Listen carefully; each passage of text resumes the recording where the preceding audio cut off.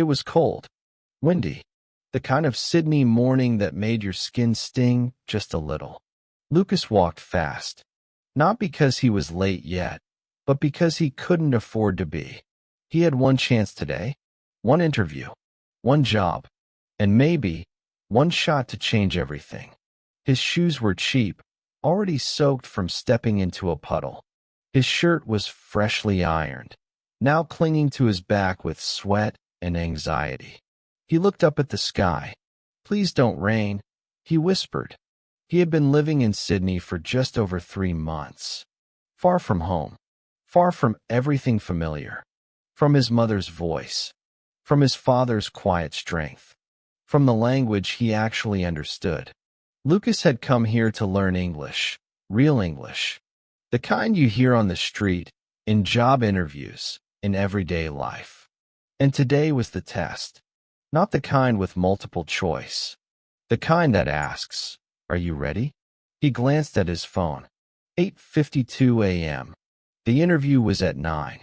Okay, he thought. Still possible. The bus was late. Of course it was. Lucas shifted his weight from one foot to the other. Checked the street. Nothing. Just a few cars, the sound of distant construction, and the wind. I should have left earlier, he thought.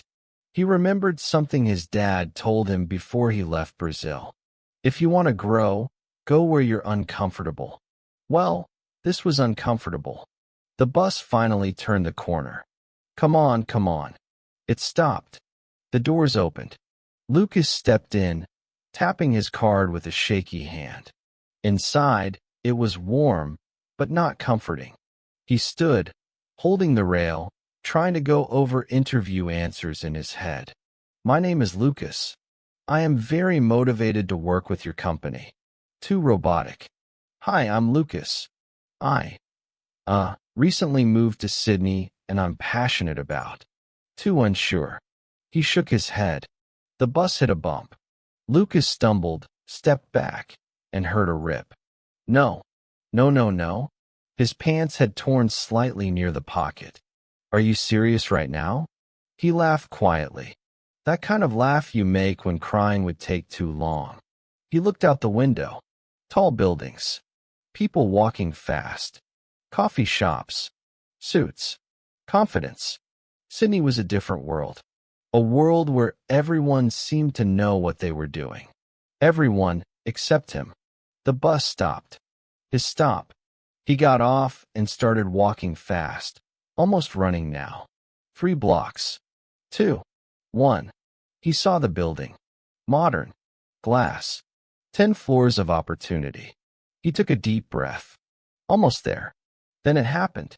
A delivery bike sped past him, too close, and sprayed muddy water across his chest.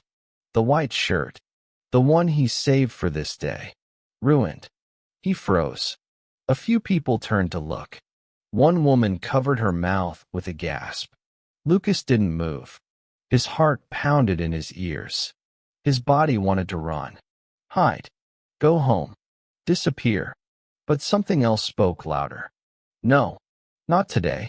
Not again.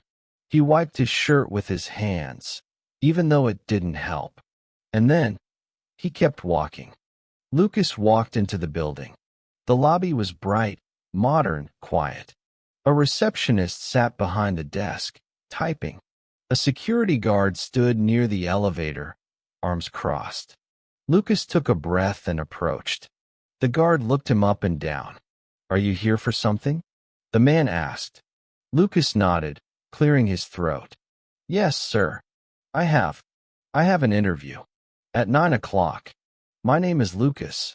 The guard raised an eyebrow, looked at the mud on Lucas's shirt, then at a paper on a clipboard. 10th floor, he said. "Elevator's right there." Lucas smiled, trying not to seem too nervous. "Thank you." He walked to the elevator, pressed the button, and waited. Everything felt too quiet, too clean, too far from everything he knew. His mind started racing. They'll see my shirt. They'll think I don't care. They'll laugh at my accent. He shook his head. "No, you've come this far." The elevator dinged. He stepped in alone and hit the button for the 10th floor. As the doors closed, he looked at his reflection in the mirror. A mess, but a determined mess. He remembered something from one of his English classes. Fake it till you make it. He straightened his back, held his head high. The elevator moved slowly. Lucas could feel his heart pounding. He imagined the interviewers, serious faces, sharp questions, perfect English. What if I forget a word? He thought. What if they ask something I don't understand? He closed his eyes. Just breathe. You've practiced. You've studied. You're here. That already means something. The elevator stopped. 10th floor. The doors opened. Lucas stepped out into a quiet hallway. Gray carpet. A big window at the end showing the Sydney skyline. To the left, a glass door with the company's name. He walked in. A woman at the front desk looked up. She was tall, well-dressed, with a calm face that didn't smile. "Good morning," Lucas said, his voice a little shaky. She blinked, looked at his shirt, then back at him. "Name?" "Lucas Ferreira. I have an interview. At 9. She checked something on her computer, then stood up. "Sir, I'm sorry, but..." Lucas froze. His heart dropped. The words hit like thunder. "I'm sorry, but..." Everything stopped for a second. She continued. "You have something on your shirt." Lucas looked down, as if he didn't already know. He tried to laugh a little. "Yes, delivery bike. Right before I got here."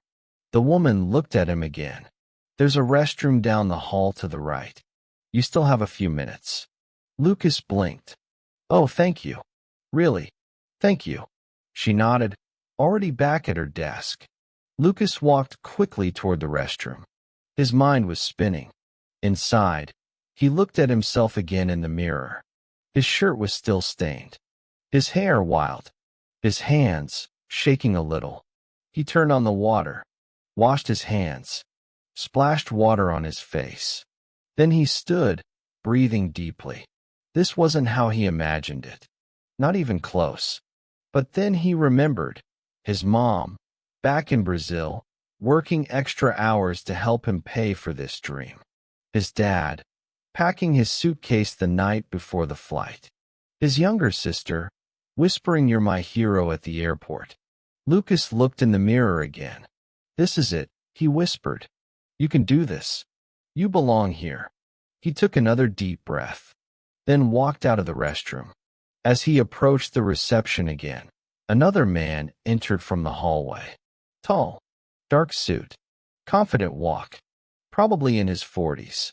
He looked at Lucas, paused, and smiled. "Lucas?" "Yes, sir. That's me." "Great. Come with me."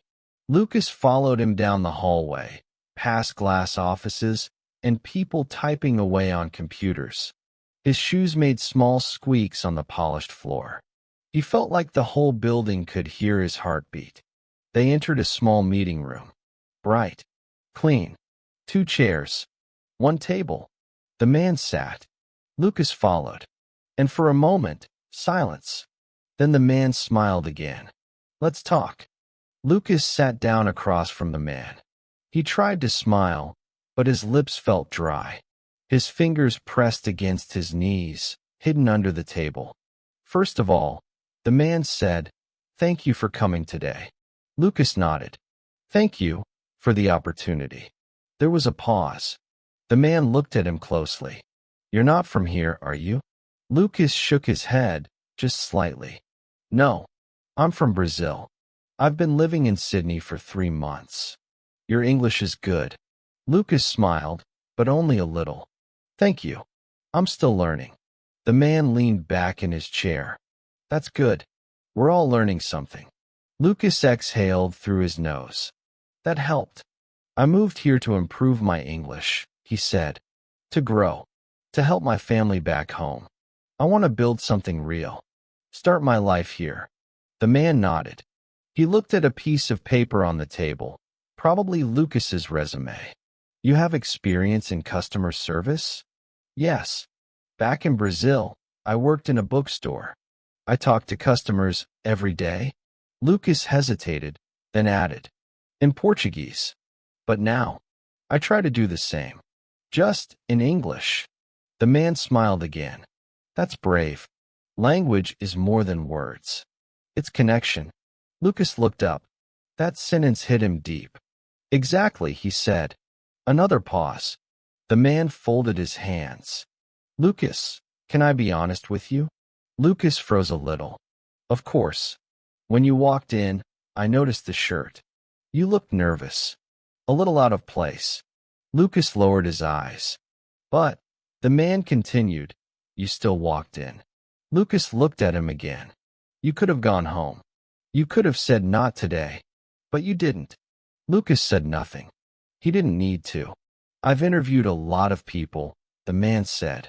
Some with perfect clothes, perfect accents, perfect confidence. He paused. But few with your kind of courage. Lucas blinked quickly.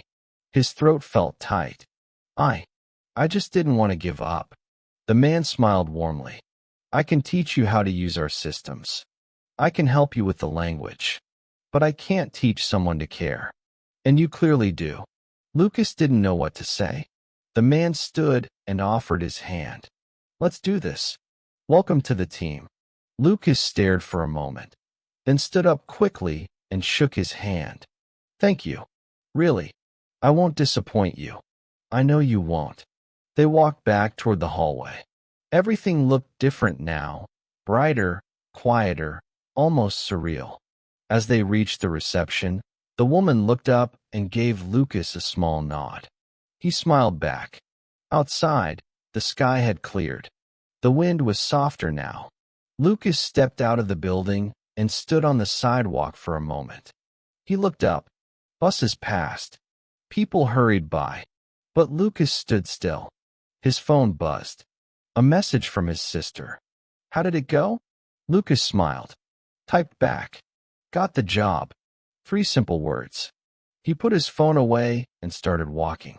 His English still wasn't perfect. His life wasn't perfect. But he was no longer just trying. He was doing it. And he was doing it in English. His courage, his effort, his story, that was the real language he spoke. And finally, someone understood. If this experience moved you, help us share it. Like this video. Subscribe for more inspiring stories in English. And tell us in the comments, what part of this experience spoke to you the most? Keep learning. Keep growing. And remember, fluency starts with one brave step.